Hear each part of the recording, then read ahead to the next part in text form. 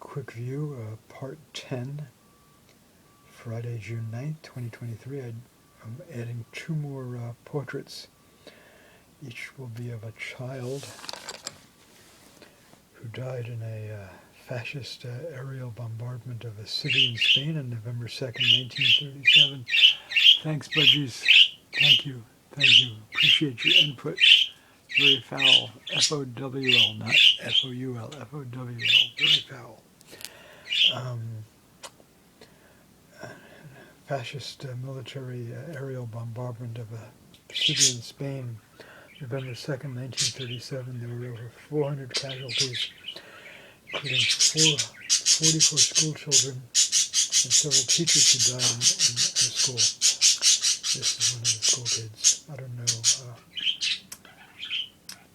I think it's a girl based on the photo I'm doing the drawing from. I'm not certain, but I don't know the name either.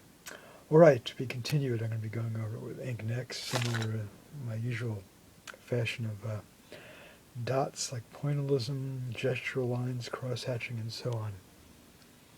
All right, to be continued.